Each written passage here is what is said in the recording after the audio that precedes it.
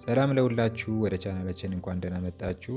ዛሬ የምንናገረው ስለ አንድ ሁላችንም የምናደርገው ነገር ግን ብዙ ጊዜ አስፈላጊነቱን ችላ ስለምንለው ነገር ነው፣ እንቅልፍ። ብዙዎቻችን ስራን፣ ትምህርትን ወይም ማህበራዊ ህይወትን በማስቀደም የእንቅልፍ ሰዓታችንን እንገፋለን። ጊዜ ማባከን ይመስለን ይሆናል፣ ግን እውነታው ከዚህ ፈጽሞ የተለየ ነው። በቂና ጥራት ያለው እንቅልፍ መተኛት ለጤናችንና ለዕለት ተዕለት ህይወታችን መሰረት ነው። ዛሬ በዚህ ቪዲዮ ውስጥ በቂ እንቅልፍ መተኛት በሰውነቱ፣ በአእምሮና በስሜታዊ ጤንነቱ ላይ የሚያስከትላቸውን 10 ቁልፍ የጤና ጥቅሞችን በጥልቀት እንመለከታለን። እናንተስ በሳምንት ስንት ሰዓት ትተኛላችሁ? አስተያየት መስጫው ላይ ብጽፉልን የምናነበው ይሆናል። ለጥሩ እንቅልፍ የምናጠፋው ጊዜ በጤናችን ላይ የምንሰራው ትልቁ ኢንቨስትመንት ነው። ከአካላዊ ጤና ጥቅሞች አንጻር ስናይ የመጀመሪያው ጥቅም የበሽታ የመከላከልን ስርዓትን ያጠነክርልናል። ቁጥር 1 እንቅልፍ የሰውነታችንን የተፈጥሮ መከላከያ ሰራዊት ነው።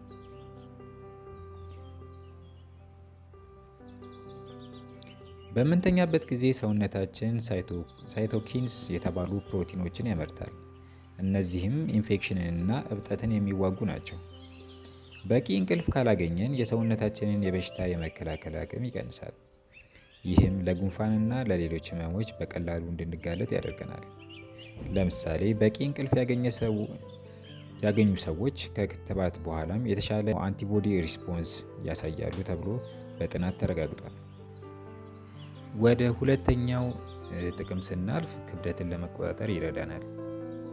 ብዙዎች የማያውቁት ጠቀሜታ የእንቅልፍ እጥረት ክብደትን ይጨምራል። እንቅልፍ የሁለት ዋና ዋና የምግብ ፍላጎት ሆርሞኖችን ሚዛን ይጠብቅልናል። ግሬሊን የምንለው የምግብ ፍላጎትን የሚጨምርና ሌላኛው ደግሞ ሌፕቲን የመጥገብ ስሜትን የሚሰጠውን ሆርሞኖች ሚዛን ይጠብቅልናል። ጥቂት ስንተኛ ግሬሊን ይጨምራል፣ ሌፕቲን ደግሞ ይቀንሳል። ይህም ከፍተኛ የካሎሪ ይዘት ያላቸውን ምግቦች እንድንመኝና ከመጠን በላይ እንድንበላ ያደርገናል። ወደ ሶስተኛው ጥቅም ስናልፍ የልብ ጤናን ያሻሽልልናል። ጥራት ያለው እንቅልፍ ለልቦ ምርጥ ስጦታ ነው። በምንተኛበት ጊዜ የደም ግፊታችን በተፈጥሮ ይቀንሳል። በቂ እንቅልፍ አለማግኘት ደግሞ ግፊት ከፍ እንዲል ያደርጋል። ይህም ለልብ ድካምና ለስትሮክ የመጋለጥ እድልን ይጨምራል። በዚህ ጉዳይ ላይ የተለያዩ ጥናቶች የተሰሩ ሲሆኑ ከ7 እስከ 9 ሰዓታት መተኛት በቂ እንቅልፍ ነው ሊባል እንደሚችል ጥናቶች ያረጋግጣሉ። ከ6 ሰዓት በታች ግን የሚተኙ ሰዎች ለልብ ህመም የመጋለጥ እድላቸው ከፍ ያለ ነው። አራተኛው ጥቅም የስኳር በሽታ ስጋትን ይቀንስልናል። እንቅልፍ በሰውነታችን ውስጥ ያለውን የስኳር የመጠቀም ሂደት ላይ ቀጥተኛ ተጽዕኖ አለው። የእንቅልፍ እጦት ሰውነት ለኢንሱሊን የሚሰጠውን ምላሽ ያበላሻል። ይህ የኢንሱሊን መቋቋም ወይ ደግሞ ኢንሱሊን ሬዚስታንስ በመባል ይታወቃል።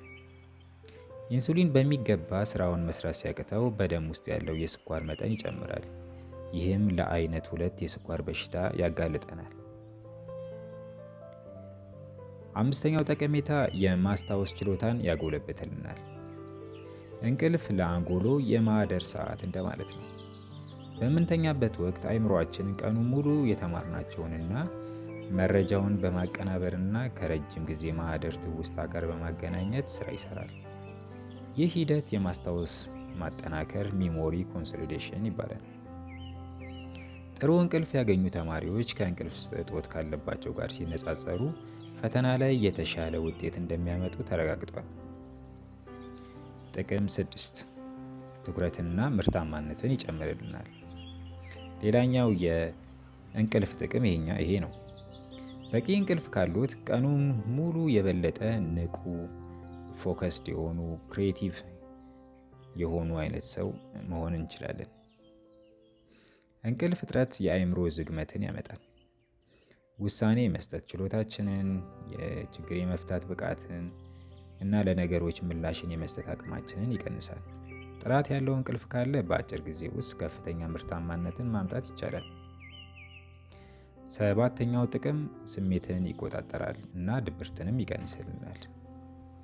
ስሜታዊ መረጋጋት ከእንቅልፍ ጋር የተያያዘ ነው። በምንተኛበት ጊዜ አንጎላችን ስሜቶችን የሚቆጣጠረው ክፍል በፕሪ ፍሮንታል ኮርቴክስ ይሞላል። የእንቅልፍ እጦት በቀላሉ እንድንበሳጭ፣ እንድንናደድ እና ለአሉታዊ ስሜቶች የበለጠ እንድንጋለጥ ያደርጋል። በተቃራኒው በቂ እንቅልፍ ድብርትንና ጭንቀት ውስጥ እንዳንገባ ትልቅ ሚናን ይጫወታል። 8ኛው ጥቅም ህመምን የመቋቋም አቅምን ይጨምራል። እንቅልፍ እንደ ተፈጥሯዊ የህመም ማስታገሻ ሊሰራ ይችላል። በቂ እረፍት ስናገኝ ሰውነታችን የህመም ስሜቶችን የመገንዘብ አቅሙን ይቆጣጠራል። በእንቅልፍ እጦት ምክንያት ጥቃቅን ህመም እንኳን ከባድ ሆነው እንዲሰማን ያደርጋሉ። ወደ 9ኛው ጥቅም ስናልፍ የመንቀሳቀስና ደህንነትን ያረጋግጥልናል። ይህንን በምንልበት ሰዓት እንቅልፍ ማጣት እንደሰከረ ሰው መንዳት ያህል አደገኛ ሊሆን ይችላል። የሰከረ ሰውን መኪና ሲነዳ ዝም ብላችሁ ማሰብ ነው። ያን ያህል ጉዳትን ያስከትልብናል። ጥናቶች እንደሚያሳዩት ከ24 ሰዓት በላይ ነቅቶ መቆየት ከ0.10% በላይ የአልኮል መጠን በደም ውስጥ እንዳለ ያህል የአእምሮ መጓተትን ያስከትላል። በቂ እንቅልፍ የራስዎንና የሌሎችን ህይወት ይጠብቃል። የመጨረሻውና 10ኛውን ጥቅም ስናልፍ ረጅምና ጥራት ያለው ህይወትን ያስገኝልናል። የመጨረሻውና ትልቁ ጥቅም የእንቅልፍ ጥራት የህይወት ዘመኑን ይወስናል። ከላይ ያየናቸው ሁሉንም ጥቅሞች ስንደምር የተሻለ የልብ ጤና፣ ጠንካራ የበሽታ መከላከያ፣ ዝቅተኛ የጭንቀት መጠንና የተረጋጋ ስሜት በአጠቃላይ የህይወት ዘመኑ እንዲረዝምና የህይወት ወይም የአኗኗር ጥራት እንዲጨምር ያደርጋል። አድማጭ ተመልካቾቻችን እንደምታዩት እንግዲህ እንቅልፍ የቅንጦት ሳይሆን አስፈላጊ የጤና መሳሪያ ነው። ከበሽታ የመከላከል አቅም ማጎልበት እስከ ማስታወስ ችሎታ ማሻሻል፣ ከክብደት ቁጥጥር እስከ ስሜታዊ መረጋጋት ድረስ የእንቅልፍ ጥቅም ማለቂያ የለውም። ከዛሬ ጀምሮ ለእንቅልፉ ቅድሚያ መስጠት ይጀምሩ። ይህን ቪዲዮ ከወደዳችሁት ላይክ አድርጉት። እንቅልፍ ልማዶቻችሁን በአስተያየት መስጫው ላይ ጻፉልን። ለቻናላችን አዲስ ከሆናችሁ ደግሞ ሰብስክራይብ ማድረጋችሁን እንዳትረሱ። እንቅልፋችሁን በስርዓት ተኙ። ጤናችሁን ጠብቁ ባይ